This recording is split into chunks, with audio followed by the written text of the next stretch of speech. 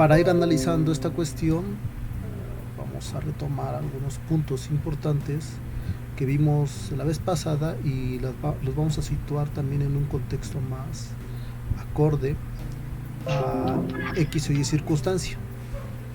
Bien, un poco para cerrar eh, lo que habíamos visto la vez pasada y para entrar en estas disertaciones sobre las cuestiones éticas, quiero compartirles precisamente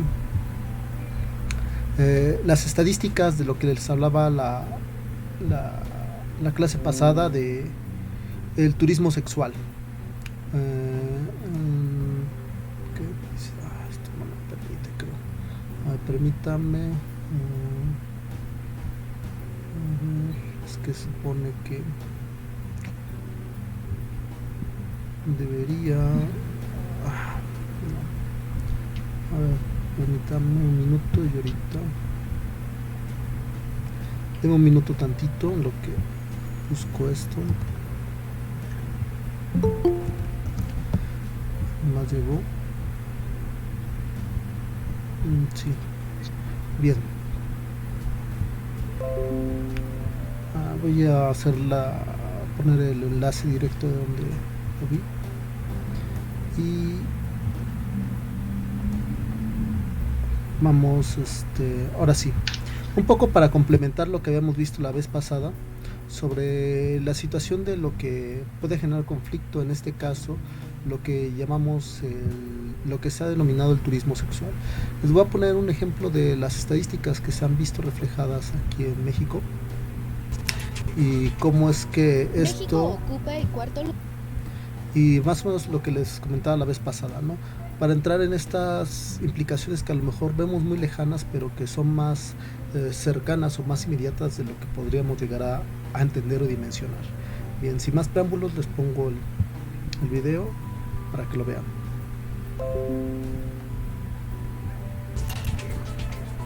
México ocupa el cuarto lugar a nivel mundial en turismo sexual debido a la influencia de extranjeros. Así lo informaron integrantes del Sistema Integral para la Protección de Niñas, Niños y Adolescentes. Lo más grave de este asunto es de que esta clase de turismo, conocido como turismo sexual, involucra a niños y jóvenes menores de edad. Los menores que viven en pobreza o vulnerabilidad social son más del 80% en el país. De acuerdo al Coneval, en lo que se refiere al desarrollo urbano, las niñas indígenas en 32 entidades del país padecen esta problemática. Por otra parte, y por si no fuera suficiente, la OCDE señala que México tiene el primer lugar en producción y consumo de pornografía infantil. Además, que 3.6 niños son asesinados en su casa diariamente en el país. La situación es progresiva debido a que un 63% de los infantes viven en violencia. Ante tan complejo panorama, autoridades en materia de seguridad y turismo dicen poner manos a la obra para abatir tales indicadores. Sin embargo, son los mismos números los que evidencian la falta de buenas políticas al respecto o simplemente de interés. MBM Televisión.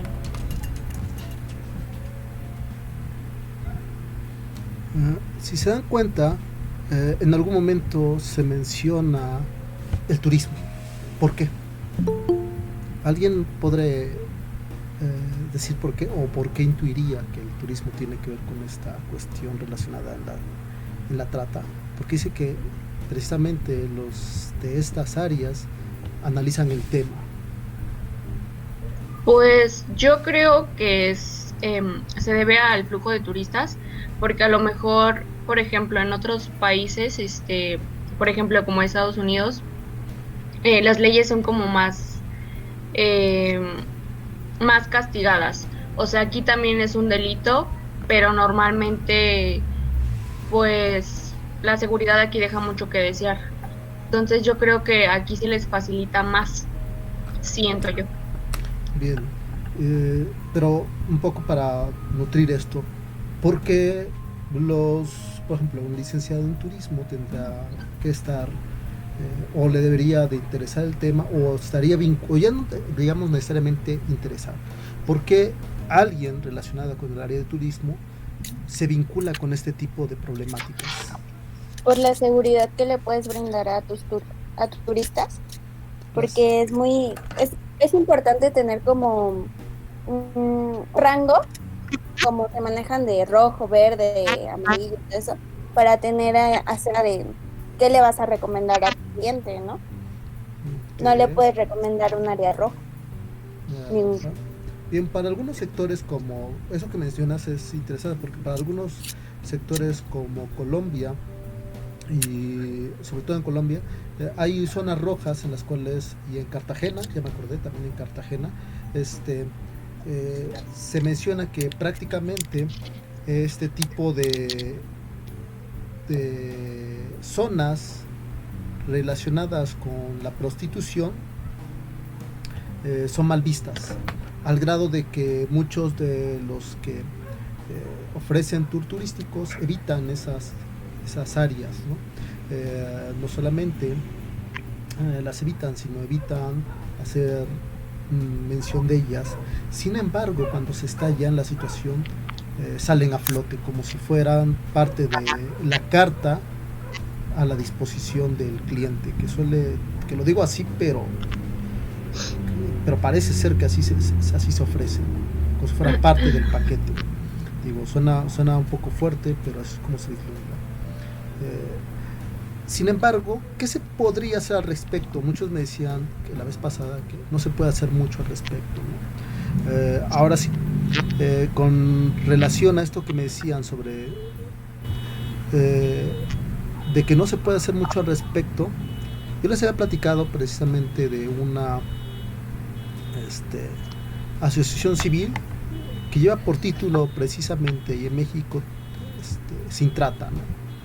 Sin Trata es una asociación civil eh, sin fines de lucro que lo que busca es precisamente hacer visible este tipo de problemáticas que lamentablemente se vive no solamente en México sino en muchas partes del mundo. Eh, por eso les voy a poner un video de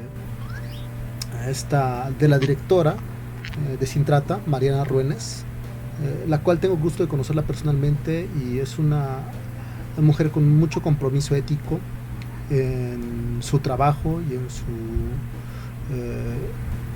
en su labor como activista social. Ella misma se denomina como activista social, ¿no? Entonces, les pongo el video y ustedes me dicen qué piensan al respecto.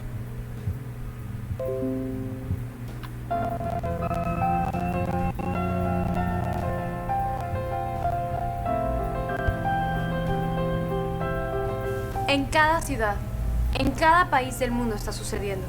¿Sabías que hoy, en pleno siglo XXI, sigue habiendo esclavitud? Es la compra y venta de seres humanos como si fueran mercancía y se llama trata de personas.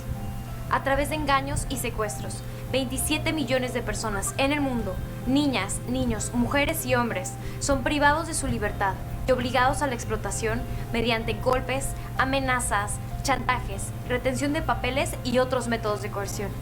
La trata de personas tiene muchos rostros: la explotación sexual, la explotación laboral, la extracción de órganos, servidumbre y matrimonios forzados son las modalidades de este delito. Sin embargo, la modalidad más común de trata por mucho es la explotación sexual, representando el 79% de las cifras, seguido por la explotación laboral con el 18%. Estamos hablando de redes de delincuencia a nivel internacional. Según la ONU, la venta de seres humanos genera anualmente 32.000 billones de dólares a nivel mundial, siendo el segundo negocio del crimen solo después del tráfico de drogas. Los más vulnerables a este delito son los niños, las mujeres, las personas en situación de migración, los discapacitados y los grupos indígenas. Sin embargo, las barreras sociales, económicas y culturales de nuestra sociedad comienzan a difuminarse, hasta que hoy en día la trata de personas no discrimina. Cualquiera puede ser víctima: un conocido, un familiar, yo o aún tú. Infórmate, cuídate y sé parte del cambio.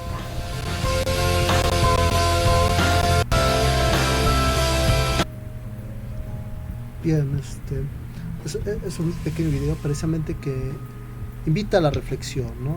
Por parte de Mariana Ruénes, la cual hace alusión a este tipo de modalidades, que no es solamente única, ¿no? Pensar en la trata sexual o el ejemplo que yo les di sobre el turismo sexual, sino también la cuestión laboral. Y esto suele ser en ocasiones poco visto desde el campo de estudio de otras disciplinas. Por ejemplo, la explotación laboral, y ahorita les estoy planteando todos estos ejemplos porque vamos a entrar precisamente con lo que está relacionado en materia de los dilemas éticos. Entonces, bajo esta aliciente es que yo les vamos a estar viendo estos, por así decirlos, esta importancia que tiene este tipo de debate al respecto sobre los dilemas éticos que presenta la trata, no solamente la trata de personas. Este es un ejemplo, vamos a ver muchos más ejemplos.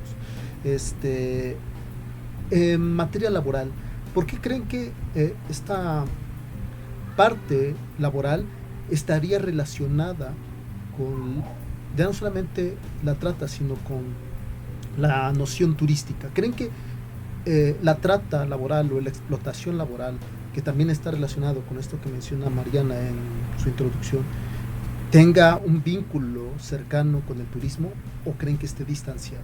Os escucho. Pues yo creo que sí tiene como un vínculo, o sea, digamos malo, o yo lo veo como un factor negativo para nuestro sector, porque, por ejemplo, la mayoría de las personas que vienen a vacacionar o en lo que está centrado más la parte del turismo es gente que viene en familia, ¿no? O sea, es un porcentaje importante, yo lo quiero ver así, ¿no? Porque por lo que hemos vivido lo hemos podido notar. Entonces, a nosotros en ese sentido nos afecta, porque por más que lo queramos evitar, es algo que está presente y en cualquier momento se puede mezclar. Entonces, nos hace ver como una parte de que el país permite eso o no tiene como un respeto hacia las personas por el hecho de no actuar, y eso hace que muchos turistas a lo mejor desistan en venir, ¿no? Y nos afecta. Entonces, creo que es un problema que tenemos que considerar. A lo mejor, bueno, yo no lo podría llamar como turismo sexual, porque el hecho de decir que hacer turismo para mí es otras cuestiones, no lo podría considerar así, sino más bien como una forma negativa o una situación negativa que se está dando pues sí, esta situación, ¿no? En la parte del turismo. Bien, los demás, ¿qué dirían al respecto? Los demás, ¿creen que la explotación laboral esté lejana o esté muy distanciada del ejercicio del licenciado en turismo o de la promoción turística? ¿O creen que van de la mano?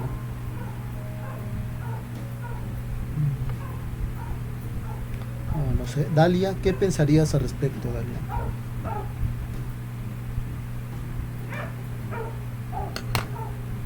Bien, profesor hablándole a Dalia. ¿Sí me escuchan? Bien, vamos a ver quién ha participado. Ariel. Dígame, profesor. Con esta pregunta que acabo de hacer, ¿crees que esto de, por ejemplo, este tipo de explotación, ya no solamente, digamos, sexual, sino laboral, está cerca, bueno, tiene una relación directa con el turismo o va de la mano con el turismo? Yo digo que no es directa y no va de la mano con el turismo. Yo pienso más que es como un tipo de publicidad indirecta. ¿A qué me refiero con esto? Pues a final de cuentas son cosas que pues obviamente nosotros sabemos y nos enteramos, y no es parte de una promoción turística realmente legal, digamos, ¿no? O que sea parte de un proyecto de activación turística. Pero a final de cuentas la gente se entera de lo que se hace dentro de, ¿no? Por ejemplo, podemos poner el ejemplo de Ámsterdam, que la gente sabe y que, o sea, muchos dicen es que Ámsterdam es muy bonito, pero pues la mayoría de los turistas ahí es para ir a encontrar el morbo, ¿no? De lo que te ofrece, ¿no? De que allá es legal la marihuana, de que allá es legal las prostitutas. Entonces, yo me imagino que a final de cuentas es un tipo de promoción, ¿no? Ya sea buena o mala. O sea, sí es malo porque afecta a la comunidad turística que rodea el espacio. Pero pues a final de cuentas es una promoción y pues obviamente hay actividad turística, ¿no? Bien, ok. Tú dirías que no va la mano y que es una promoción, ok. ¿Quién más? ¿Quién diría algo más sobre esto? Brenda, ¿qué dirías?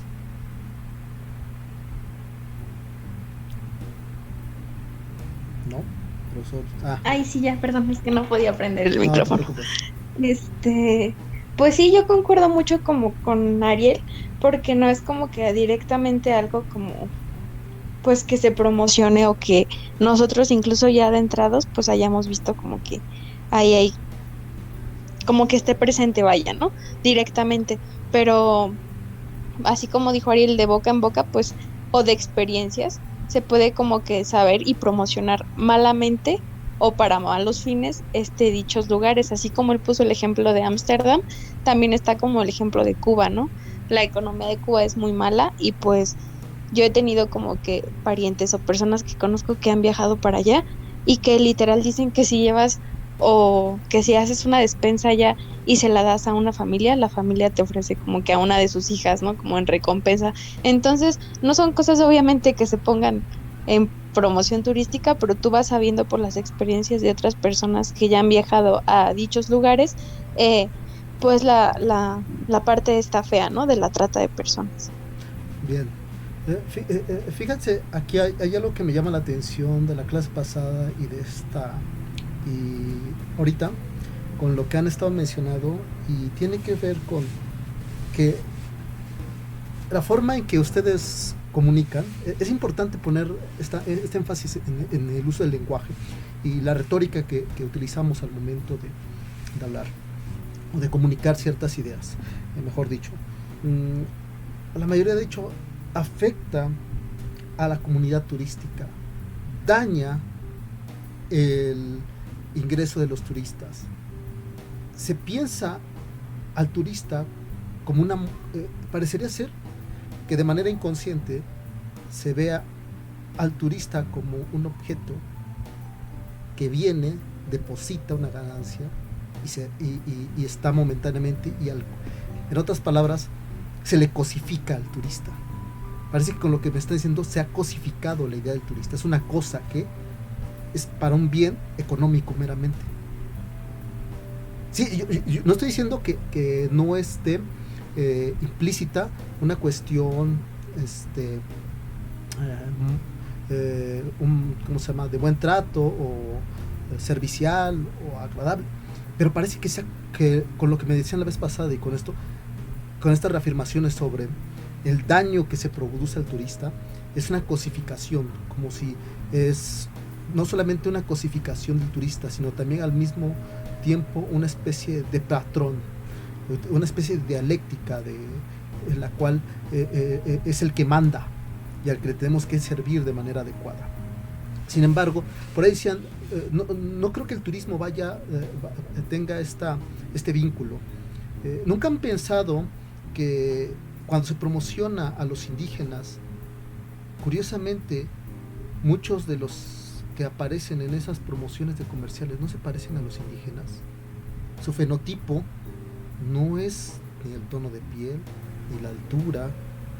Están, por así decirlo, hay un concepto que por ahí se ha creado, que es el concepto de blanquitud. Parece que los han blanqueado. ¿A qué me refiero con blanqueado? Parece que los han maquillado.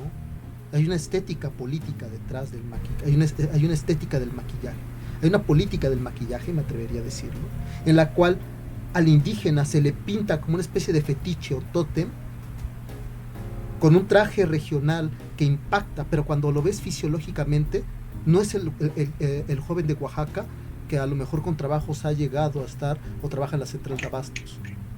Hay una romantización del turismo, objetivizándolo como si fuera una especie de atractivo, cuando en lo real hay un distanciamiento entre la imagen que se promueve en estos comerciales por parte del gobierno federal, por parte de la Secretaría de Turismo, por parte de las cadenas hoteleras, por parte, y me puedo seguir, en donde se explota la imagen del ¿cómo se llama?, del indígena como atractivo turístico, pero que tampoco representa a los indígenas y tampoco es la voz de los indígenas. Ahora la pregunta es, ¿no hay una explotación? ¿Sí? ¿Lo escucho? Ajá. Bueno, es que antes de que continuemos, usted hace mención en la parte del buen trato y que a lo mejor por ahí se puede relacionar, digamos, lo que estamos enfocando, la trata de personas, ¿no? O en la promoción, pero volvemos a lo mismo, ¿no? Los compañeros hace rato dijeron, se hace por voces. Una persona que realmente es profesional de un servicio o de un prestador de servicio turístico, no es ético el ofrecer ese tipo de servicios, porque el turismo, o sea, está, aunque mucha gente no lo crea, está reglamentado, tiene bases, y no, parte de ello no es como ofrecer ese tipo de servicios. ¿Qué pasa aquí? Que mucha gente que, volvemos a lo mismo, tiene una necesidad, llega a emplear ese tipo de situaciones, pero no es alguien que, digamos, es una persona preparada o sabe realmente del sector, cómo se trabaja en el sector. Pasa lo mismo con las personas que son guías. La gente que realmente es un guía de turista tiene una certificación, sabe, tiene los conocimientos. Una persona que no, pues muchas veces no va a importar y él agarra y se pone de guía turístico o se hace llamar guía turístico cuando no tiene ni las certificaciones. Ahora, usted nos mencionaba la parte de, bueno, lo que está enfocando ahorita. Ay, se me fue la idea, perdón. No hay problema. Lo último, ¿lo puede mencionar rapidísimo? Nada más para completar mi idea, ¿lo puede mencionar? Hay una especie de fetichización, de hacer de un tótem al indígena y a partir de eso explotar la imagen, y dije, explotar la imagen del indígena como un atractivo de la región, cuando curiosamente la imagen de ese turista que sale en los medios de comunicación, en las cadenas hoteleras, en las cadenas, no es el símil verdaderamente, exactamente, del indígena. Hay una explotación de la imagen que curiosamente no responde a los fenotipos del indígena que coloquialmente vemos en cualquier pueblo de nuestra república, ¿no? Ok, bueno, ahí, o sea, en mi opinión, es la parte de, entra la publicidad, el marketing, hay que, la forma de atraer. Sí es incorrecto, porque cuando llega a venir las personas o nos llegan a visitar, se quedan con una imagen, ¿no? Y realmente eso no es, pero también parte de ahí el hecho de no estar informados o la ignorancia de no ver más allá qué es realmente nuestro país, ¿no? O sea, cómo son realmente las personas, no ver la parte bonita, por decirlo así, sino informarnos, ¿no? Ahora el mundo está tan globalizado que se tiene que buscar la forma de decir, oye, invéntate una nueva idea o vamos a hacer esto para atraer más gente, ¿no? No es la correcta, pero creo que es a lo que nos ha empujado como en los momentos o a lo que estamos, porque si uno pone tal vez al indígena como debe ser, mucha gente va a decir, no, pues ¿qué es esto, no? Mejor ni voy, ¿no? Y aún así, o sea, el concepto que se tiene del mexicano es como que de sombrero y así andamos siempre, ¿no? Entonces yo lo veo más como la parte de, es publicidad, es una publicidad a lo mejor no sincera, pero pues tienen que buscar algo que nos esté funcionando, ¿no? O sea que precisamente la promoción del turismo tiene que tirar por la borda entonces la ética, porque parece que se contradice con lo que me habías dicho. Por eso le digo, no es lo correcto realmente. Entonces es como la parte de la gente que se dedica, o sea, por ejemplo, la gente que se dedica a bailar las danzas regionales, la gente cree que esos son los trajes típicos, los que presentan en un escenario, cuando no es cierto. O sea, siempre son muy diferentes, es totalmente diferente, pero no llevamos a la parte de la información, y creo que ahí es importante el el saber, el investigar, es decir, está bien, lo están tomando como publicidad, pero yo quiero saber cómo realmente es, o sea, cómo es un indígena y aprender a separar esa parte, ¿no? Ajá, tú mencionas algo muy interesante. Dice, si ponemos al indígena tal y como es, probablemente la gente diga, pues está feo, ¿para qué voy? O sea que a mí me generó un ruido, digo, porque entonces, Sí. no, pues es que a mí me parece totalmente inmoral. O sea, Claro. entonces, O sea, entonces la lógica del marketing es píntamelo bonito sin importar, o sea, tú estarías, te voy a poner un ejemplo para que te des cuenta de la dimensión o de lo gigantesco que me acabas de decir. Y ahorita me dicen los demás si quieren un comentario. O sea que tú prefieres fingir un romance con alguien que detestas, con alguien que es un golpeador, o con alguien que, o bueno, digamos un golpeador, porque a lo mejor eso sí se nota físicamente, alguien que te falta respeto, alguien que te ofende, pero públicamente tú preferirías que te vieran bien, que te halagaran y que te dijeran, pero que no vieran lo malo que está tu matrimonio o tu relación de pareja. ¿Te gusta eso?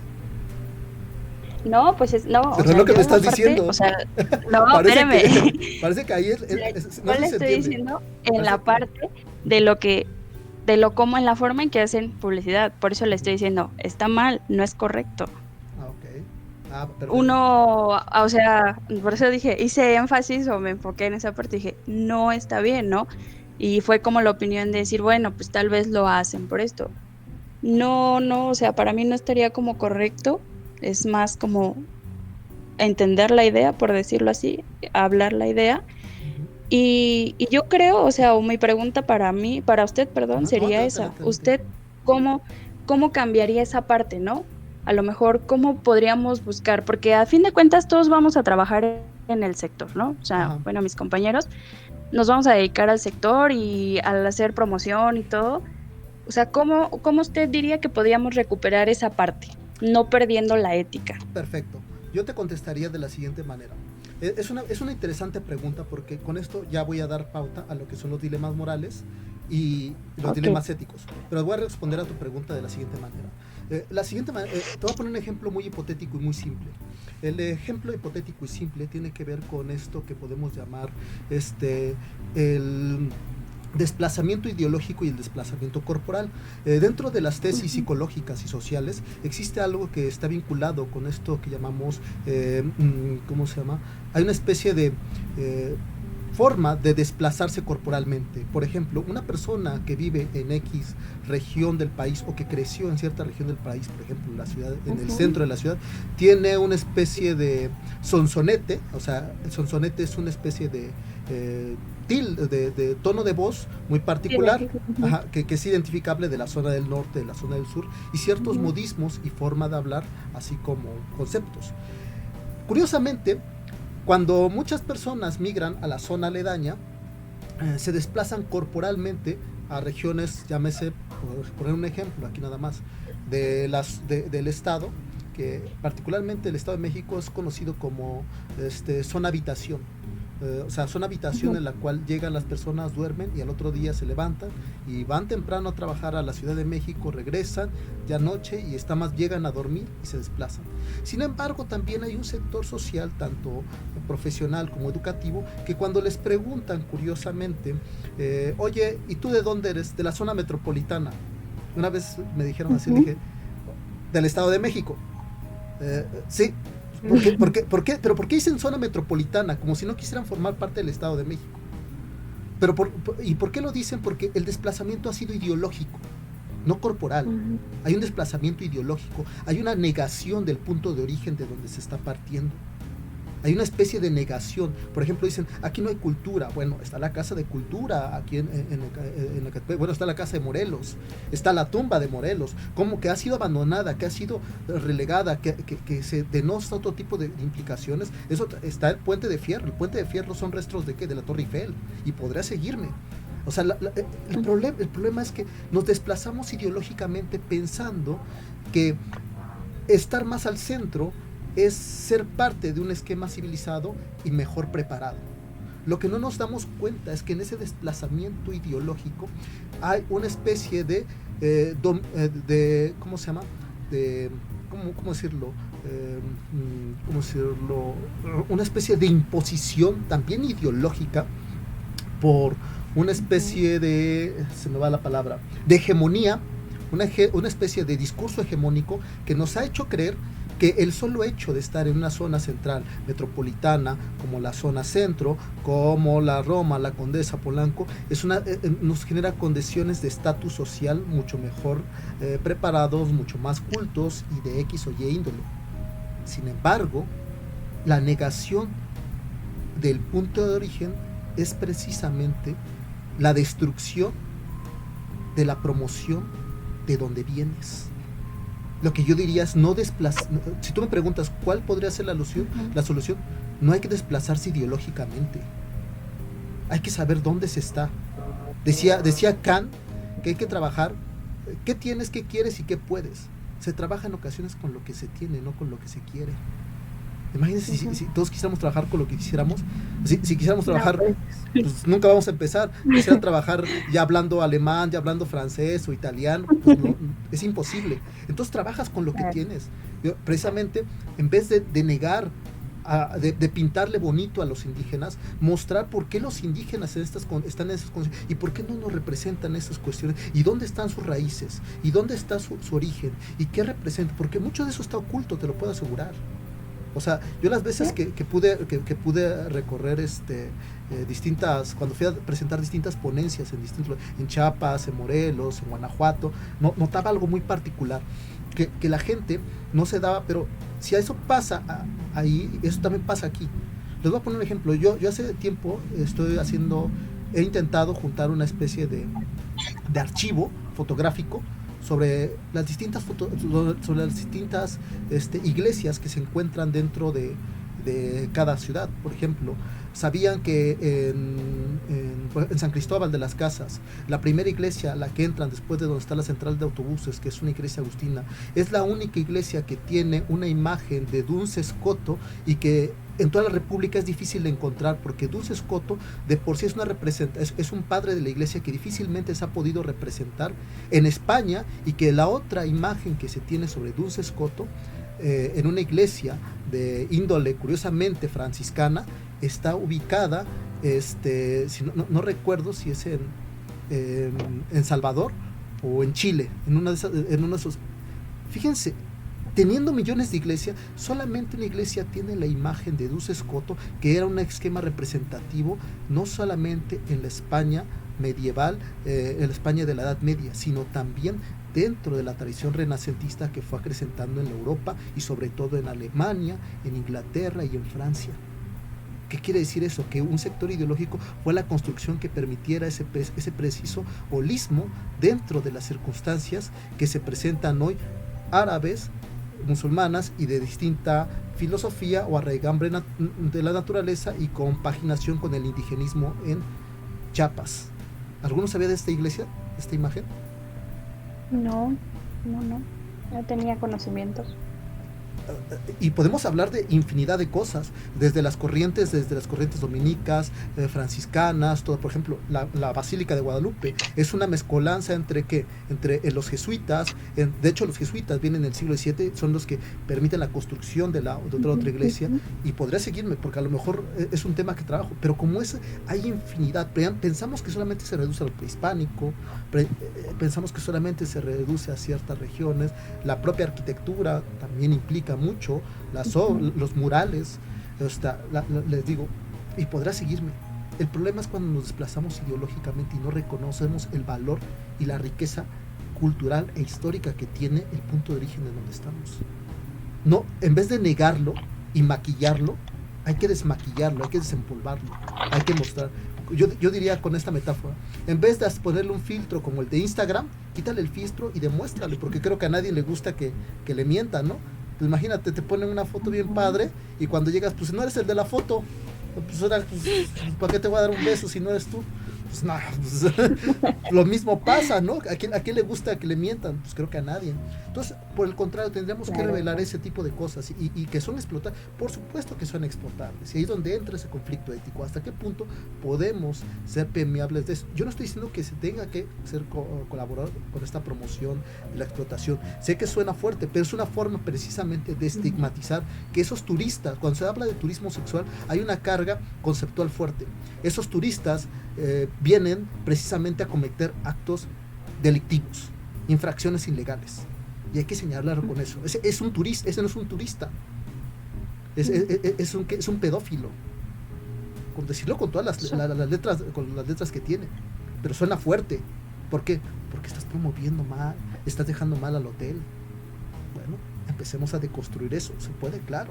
Es difícil, también es difícil. Ejemplos puedo poner muchos, me podrá seguir. Pero bien, sí, creo que sí solventé esa duda, ¿no? Los demás que quieran comentar algo, observaciones, estoy abierto, ¿eh? De hecho, eso es parte también de la clase, ¿no? No crean que es solamente una cuestión así. Puede ser discutible, claro que es discutible. Parte también de la clase es esto, ¿no? No crean que yo soy el portador de la verdad y soy un autoritario que vengo y que dicto sentencia, no. Bien, entonces continúo y vamos con esto de los dilemas éticos. Bien, vamos para ir hablando un poco de los dilemas éticos porque nos gana el tiempo y no tenemos hoy mucho tiempo. Pero por eso les ponía esas cuestiones. Tiene que ver, claro que tiene que ver. Les voy a dar otro tipo de herramientas para el momento de que estemos trabajando. Permítanme, ya. Al parecer, sí, ya. Voy a cerrar la cámara y vamos con lo siguiente. Ética, identidad, responsabilidad. Dilemas éticos y naturaleza de la ética. Bien. ¿Cuáles son estos dilemas? ¿Qué es un dilema moral? ¿Has tenido alguna vez un conflicto moral en el ejercicio profesional? ¿En el ejercicio o en el área de estudio en el que están desempeñando? Primero, vamos a limitarlo a 3 respuestas, como hace el doctor Gatell, por cuestión de tiempo. ¿Quién me podría decir qué es un dilema moral? De los que no han participado, los escucho. Fernando, creo, sí. Profesor hablándola Fernando.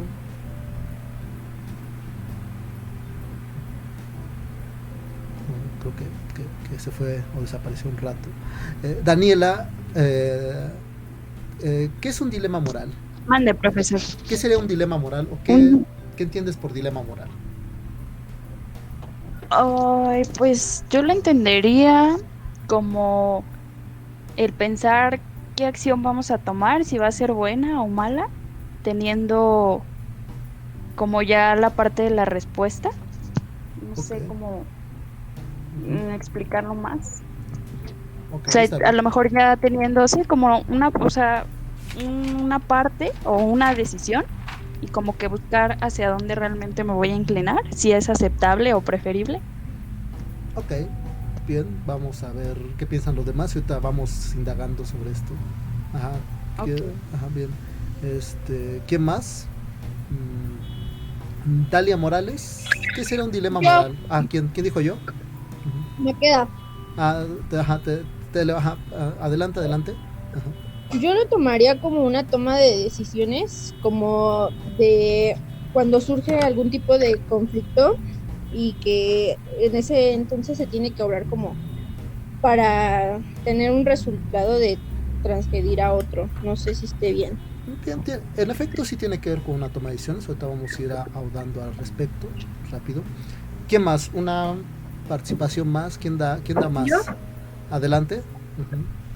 Pues podría ser como pues a lo mejor de una situación que tengas una duda que pues realmente saber que si está bien o que está mal, o a lo mejor de esas dos no sabes cuál es la que mejor convenga o cuál tenga menos repercusiones negativas. Ok, bien, que no tenga... Sí, en efecto, Diana, eso que han mencionado sobre los dilemas morales está muy bien o está relacionado con ello. ¿Por qué? Porque si bien es cierto, son conflictos que se tienen sobre toma de decisiones, controversias y que se tienen cuando se va a decidir algo. En fin, son problemas que se nos presentan al momento de tratar de tomar una decisión o realizar una acción al respecto. Vamos con la siguiente pregunta. ¿Has tenido o han tenido alguna vez un conflicto moral en el ejercicio profesional? De los que no han participado. Cristian, creo que Cristian. Adelante, Cristian, te escuchamos. No, soy Viri, nada más que entré con la otra cuenta, ya no la pude recuperar. Bueno, no hay problema. Bueno. Pues hasta ahorita no he tenido algún conflicto moral. Bien. A ver, vamos con Brenda, no, creo que Brenda ya participó. Montserrat, ¿has tenido alguna vez algún conflicto moral en el ejercicio profesional o en el área de estudio que estás realizando? No, ninguno. ¿No? ¿Ninguno? No, ninguno. Seguros. Ahorita voy a decir algunos ejemplos, probablemente sí los han tenido y no se dan cuenta. Pero a ver. No, profe, bueno, no sé si esté bien lo que vaya a opinar. Adelante. Yo creo que más que nada es como, por ejemplo, bueno, en el ámbito laboral, pues todavía no, porque todavía no como tal hemos laborado, pero como por ejemplo en la situación de la escuela, que es como, pues, cuando se presentan situaciones respecto a lo académico, ¿no? No sé, como tipo de problemas, es que no sé cómo decirlo, pero cuando nos enfrentamos a problemas y que, no sé, y que uno no le quiere echar la culpa a otro y así como que nos ponemos en un dilema como de de no saber tomar, qué decisión tomar para no hacer lo correcto y tanto no perjudicar a terceras personas como no perjudicarnos a nosotros. Sí, entiendo por dónde va. Sí, ese es un buen ejemplo. Ahorita voy a decir por qué. En efecto, bien, les decía que les voy a hablar de algunos dilemas morales que probablemente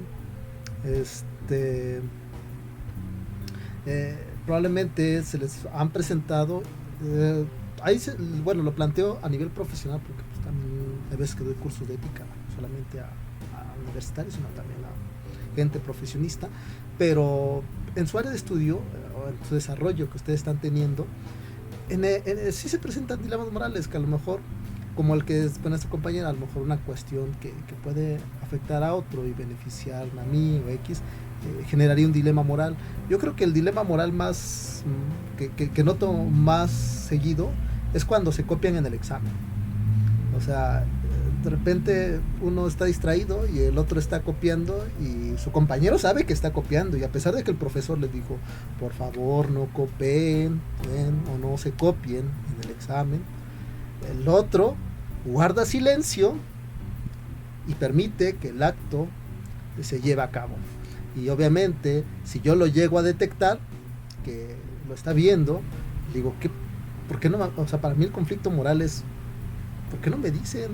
O peor aún, supongamos que ven a la persona que no les cae tan bien, o que hizo trampa, o que presentó un proyecto, y el profesor le pone una buena calificación, y pum, se evidencia el otro, y el otro no lo quiere decir al respecto, ¿no? En fin, esos tipos de dilemas morales se nos presentan constantemente. Digo, son circunstancias que pueden pasar. Perdón. Areli, creo que vas a interrumpir porque ya terminó la clase. No te preocupes. Ya lo voy a cerrar. Lo cierro aquí. El viernes nos vemos y continuamos con estos dilemas éticos. ¿Les parece bien? Para no robarles más tiempo con su siguiente materia. Perfecto.